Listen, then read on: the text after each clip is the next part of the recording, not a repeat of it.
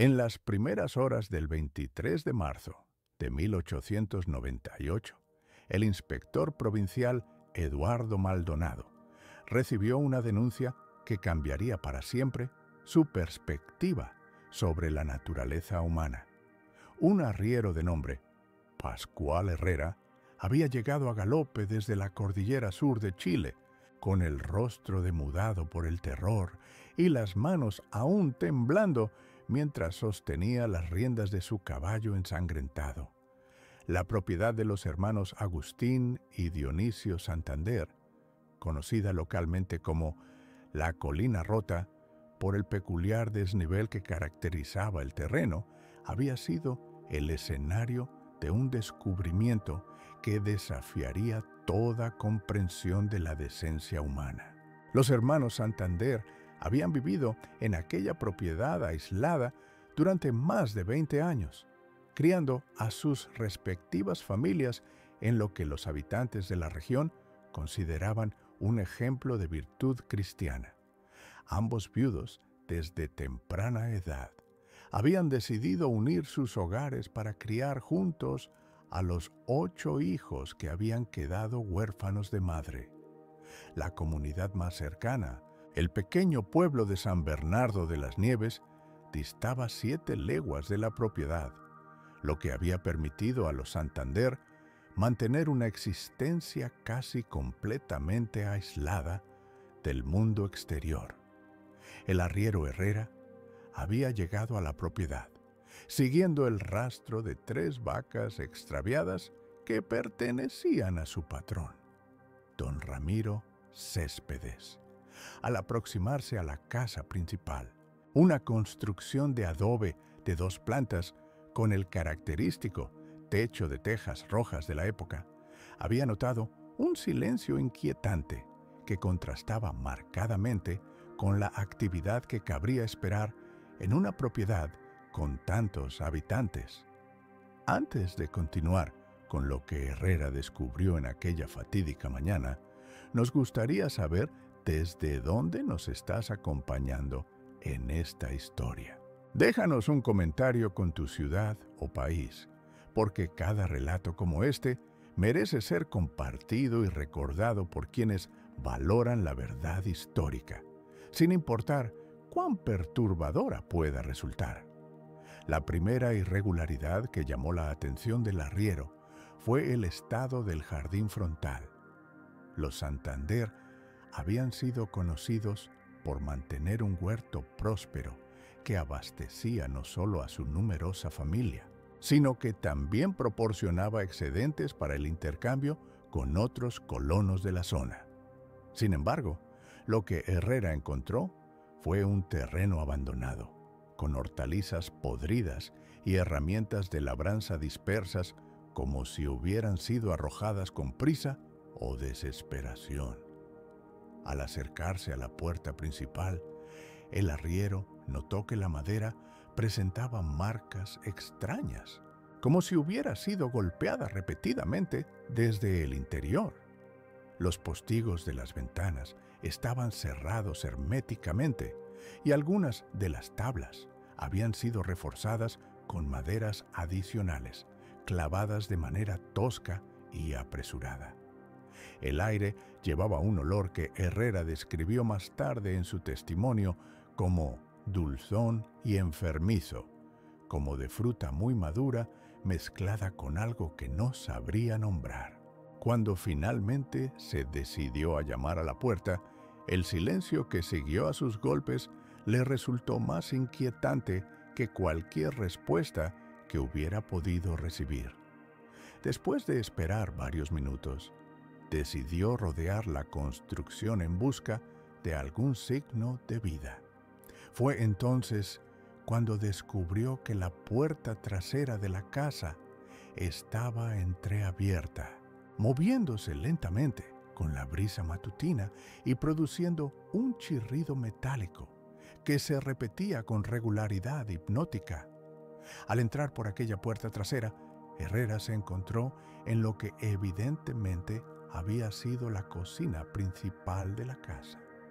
Los restos de una comida se encontraban aún sobre la mesa, pero el estado de descomposición sugería que llevaban allí al menos una semana. Las moscas zumbaban en densas nubes sobre los platos abandonados y el suelo estaba cubierto por una película pegajosa que hacía que cada paso del arriero produjera un sonido desagradable. Lo que más perturbó a Herrera durante aquellos primeros minutos de exploración fue la absoluta ausencia de cualquier signo de lucha o violencia. Los muebles permanecían en sus lugares habituales. Los objetos de valor no habían sido tocados y las camas en las habitaciones principales mostraban signos de haber sido utilizadas recientemente. Sin embargo, no había rastro alguno de los 10 habitantes que supuestamente vivían en la propiedad. Fue mientras exploraba el segundo piso que Herrera hizo el descubrimiento que lo llevaría a cabalgar sin descanso hasta San Bernardo de las Nieves. En el extremo oriental de la construcción, había notado que la distribución de las habitaciones no coincidía con la estructura externa del edificio. Después de medir cuidadosamente los espacios, llegó a la conclusión de que existía una discrepancia significativa entre las dimensiones internas y externas de esa sección de la casa. Al examinar más detenidamente las paredes, encontró lo que parecía ser una puerta hábilmente disimulada detrás de un armario pesado.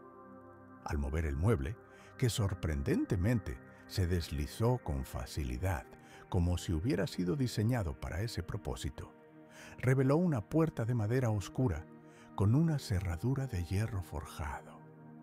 La puerta no estaba cerrada con llave. Lo que Herrera encontró al otro lado de aquella puerta desafiaría durante décadas los intentos de las autoridades por comprender completamente los eventos que habían tenido lugar en la Colina Rota. Se trataba de un pasillo estrecho y mal ventilado, que se extendía hacia el interior de la casa, con puertas a ambos lados que conducían a habitaciones pequeñas sin ventanas externas. Cada una de estas puertas tenía cerraduras del lado del pasillo, convirtiendo efectivamente las habitaciones en celdas. La primera habitación que Herrera se atrevió a examinar contenía los restos de lo que evidentemente había sido un espacio habitable, pero diseñado con una austeridad que rayaba en la crueldad. Una cama estrecha de madera sin colchón, un pequeño cuenco de barro para agua y un orinal constituían todo el mobiliario. Las paredes mostraban marcas de uñas y algunos grabados toscos que parecían haber sido hechos con piedras o fragmentos metálicos. Pero lo que verdaderamente perturbó al arriero fueron los objetos que encontró en el suelo de esa primera habitación. Pequeños juguetes tallados en madera, claramente hechos a mano con herramientas rudimentarias. Muñecas de trapo confeccionadas con retazos de tela desgastada. Dibujos realizados con carbón sobre fragmentos de papel, representando figuras que parecían ser personas adultas en posiciones de autoridad, observadas por figuras más pequeñas desde una distancia respetuosa. Al examinar las habitaciones siguientes, Herrera encontró evidencias similares de ocupación prolongada. Cada celda había sido habitada por al menos una persona durante un periodo considerable de tiempo. Los grabados en las paredes incluían calendarios improvisados, marcas que parecían contar días o semanas, y en algunas ocasiones nombres grabados con escritura infantil. La habitación que más impactó al arriero fue la número 7, según su propio conteo. En ella encontró un diario rudimentario, escrito en páginas arrancadas de libros diversos y cosidas juntas con hilo de cocina. La letra, claramente de una mano joven pero educada, relataba fragmentos de una existencia que desafiaba toda comprensión de las relaciones familiares normales. Las entradas del diario, algunas de las cuales fueron posteriormente transcritas por las autoridades, describían una rutina diaria que comenzaba antes del amanecer con labores de limpieza y mantenimiento de la casa principal.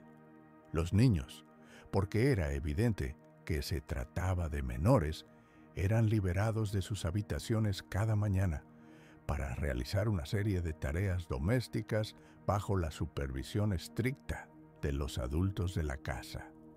Según estos escritos, los menores no tenían permitido interactuar entre sí durante el día, excepto cuando las tareas requerían colaboración.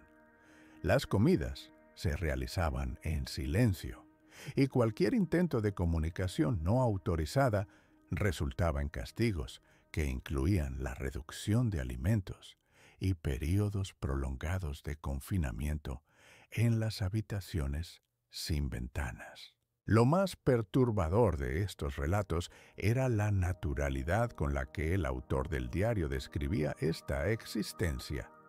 No había quejas explícitas ni expresiones de rebeldía, sino una aceptación resignada de un orden que había sido presentado como normal y necesario.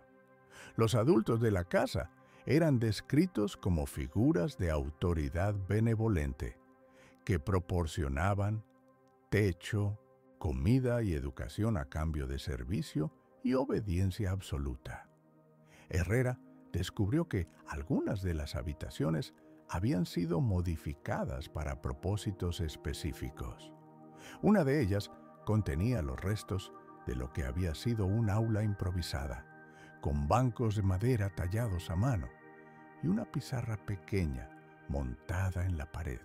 Los libros utilizados para la educación de los menores incluían principalmente textos religiosos y manuales de agricultura, junto con algunos cuadernos de aritmética básica. Otra habitación había sido convertida en un taller rudimentario, donde, según las evidencias encontradas, los menores habían sido instruidos en diversas labores artesanales. Herramientas pequeñas, adaptadas para manos infantiles, yacían dispersas junto con proyectos a medio terminar de carpintería, costura y trabajos en cuero.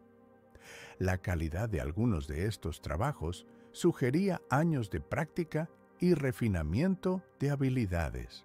La investigación oficial que siguió al descubrimiento de Herrera reveló que los hermanos Santander habían desarrollado un sistema complejo para mantener a los menores aislados del mundo exterior mientras utilizaban su trabajo para mantener la propiedad y generar ingresos adicionales.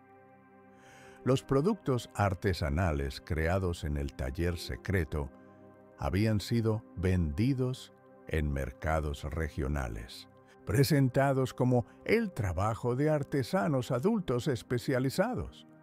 El inspector Maldonado, acompañado por 2 constables y el médico del distrito, llegó a la Colina Rota 3 días después del descubrimiento inicial. Para entonces, los hermanos Santander y los habitantes restantes de la casa principal habían desaparecido sin dejar rastro evidente de su destino. Sin embargo, la evidencia encontrada en las habitaciones ocultas proporcionó suficiente material para reconstruir parcialmente los eventos que habían tenido lugar durante los años anteriores. Los documentos oficiales de la época, conservados en los archivos provinciales de Santiago, incluyen testimonios de vecinos que habían notado la ausencia gradual de los niños Santander en actividades públicas durante los años anteriores al descubrimiento. Lo que inicialmente había sido explicado como una decisión familiar de proporcionar educación doméstica intensiva, ahora se revelaba como algo mucho más siniestro. La señora Carmen Espinosa, propietaria de la tienda general en San Bernardo de las Nieves, recordaba haber preguntado por los niños durante las visitas ocasionales de los hermanos Santander al pueblo.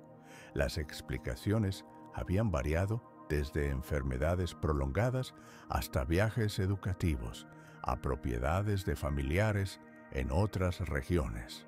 La coherencia de estas excusas y la respetabilidad aparente de los hermanos había evitado cualquier investigación más profunda por parte de la comunidad. El médico que acompañó la investigación oficial, Dr. Aurelio Mendoza, examinó cuidadosamente las habitaciones ocultas y concluyó que habían sido ocupadas de manera continua durante un período de aproximadamente 3 a 4 años. Las condiciones de ventilación eran deficientes y la ausencia de luz natural habría causado problemas de salud significativos en cualquier persona confinada allí durante periodos prolongados. Los investigadores encontraron evidencias de un sistema de comunicación rudimentario entre las habitaciones, consistente en una serie de golpes codificados en las paredes compartidas. Algunos de los grabados encontrados en las paredes incluían secuencias numéricas y patrones que sugerían un lenguaje desarrollado, específicamente para permitir comunicación silenciosa entre los ocupantes de las diferentes celdas. La búsqueda de los hermanos Santander y los habitantes desaparecidos de la Colina Rota se extendió durante varios meses, abarcando un área de búsqueda que incluía 3 provincias adyacentes. Nunca fueron encontrados, y las especulaciones sobre su destino variaron desde huida planificada a países vecinos hasta la posibilidad de que hubieran perecido en las montañas durante un intento desesperado por evitar la justicia. Los registros oficiales indican que los menores confinados en las habitaciones secretas eran, en efecto, los hijos biológicos de los hermanos Santander, junto con 2 niños adicionales, cuyo origen nunca fue establecido completamente. La decisión de tratarlos como sirvientes en lugar de como miembros de la familia parecía haber sido tomada gradualmente, comenzando como medidas disciplinarias temporales que se habían convertido en una forma de vida permanente. Las autoridades encontraron correspondencia guardada en el escritorio de Agustín Santander, que revelaba una filosofía educativa que mezclaba elementos de rigor religioso extremo con teorías sobre el carácter formativo del trabajo duro y la privación controlada.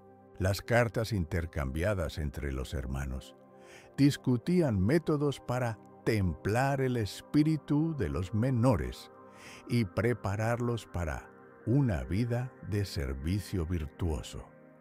Una carta particularmente perturbadora, fechada en octubre de 1896, describía los beneficios observados en el comportamiento de los niños después de la implementación de lo que los hermanos llamaban disciplina residencial concentrada. Los menores habían mostrado, según esta correspondencia, mayor obediencia, mejor rendimiento en las tareas asignadas y lo que los hermanos interpretaban como una comprensión más profunda de su lugar apropiado en la jerarquía familiar. El destino final de los menores nunca fue establecido con certeza. Las búsquedas intensivas no revelaron evidencias de violencia dentro de la propiedad y la ausencia de cualquier rastro de los ocupantes sugería una evacuación planificada en lugar de una tragedia súbita. Algunos investigadores especularon que los hermanos habían logrado llevar a los menores con ellos durante su huida, mientras otros creían que los niños habían sido enviados a destinos desconocidos antes de la llegada de las autoridades. La propiedad de la Colina Rota fue posteriormente vendida por las autoridades provinciales para cubrir deudas pendientes. Los nuevos propietarios sellaron las habitaciones ocultas y convirtieron el edificio en una casa de huéspedes para viajeros que transitaban por la región. Sin embargo, la reputación del lugar hizo que el negocio fuera difícil de mantener y el edificio cambió de manos varias veces durante las décadas siguientes. Los habitantes locales desarrollaron numerosas teorías sobre los eventos que habían tenido lugar en la Colina Rota. Algunos creían que los hermanos Santander habían estado experimentando con métodos educativos que habían aprendido de misioneros extranjeros. Otros especulaban que habían estado siguiendo instrucciones de una secta religiosa que promovía la separación radical entre adultos y menores como medio de purificación espiritual. Una teoría particularmente persistente sostenía que los hermanos habían estado preparando a los menores para ser vendidos como trabajadores especializados a propietarios de grandes haciendas en regiones remotas.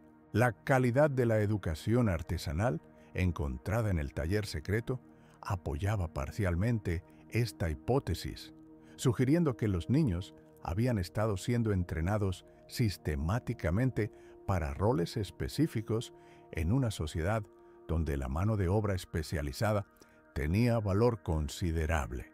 El caso de los hermanos Santander fue documentado extensivamente por las autoridades de la época, pero muchos de los registros fueron posteriormente perdidos o destruidos durante la reorganización administrativa de principios del siglo XX. Los documentos supervivientes fueron redescubiertos en los años 50 durante una investigación académica sobre patrones de abuso infantil en Chile rural durante el siglo XIX. La casa en la Colina Rota finalmente fue abandonada en los años 20, después de que varios propietarios sucesivos reportaron experiencias inexplicables que incluían sonidos de pasos en las habitaciones selladas y la aparición periódica de juguetes y objetos personales que no podían ser atribuidos a los ocupantes actuales. La estructura fue parcialmente demolida en 1938, pero los cimientos y algunas paredes exteriores permanecieron en pie. Durante la demolición, los trabajadores encontraron evidencias adicionales de las modificaciones realizadas por los hermanos Santander. Un sistema complejo de conductos había sido instalado para permitir el monitoreo auditivo de las habitaciones ocultas desde ubicaciones centrales en la casa principal. Pequeñas aberturas disimuladas en las paredes habían proporcionado líneas de visión limitadas que permitían la observación constante de los ocupantes de las celdas. Los investigadores modernos que han estudiado el caso han notado similitudes inquietantes entre los métodos empleados por los hermanos Santander y técnicas de control psicológico que no serían formalmente documentadas hasta décadas después. El aislamiento sistemático, la dependencia económica forzada y la normalización gradual de condiciones de vida inhumanas representaban una comprensión intuitiva de principios que posteriormente serían reconocidos como componentes esenciales de sistemas de control coercitivo. El legado del caso ha perdurado en la memoria local no solo como una curiosidad histórica, sino como una advertencia sobre los peligros de la autoridad sin control y la facilidad con la que la crueldad puede ser disfrazada como virtud. Las familias de la región desarrollaron tradiciones de vigilancia comunitaria más estrictas, y la participación de los menores en actividades públicas se convirtió en una expectativa social más fuerte durante las generaciones siguientes. Hoy en día, el sitio donde se alzaba la colina rota está marcado solo por un montículo de piedras cubiertas de vegetación silvestre. Los mapas oficiales de la región ya no incluyen referencias a la propiedad, y las nuevas generaciones de habitantes locales conocen la historia principalmente a través de relatos transmitidos oralmente por sus mayores. Sin embargo, los archivos históricos preservan un testimonio inquietante de la capacidad humana para racionalizar y sistematizar el sufrimiento de los más vulnerables. Un recordatorio que permanece relevante más de un siglo después de los eventos que tuvieron lugar en aquella colina apartada de la cordillera sur de Chile.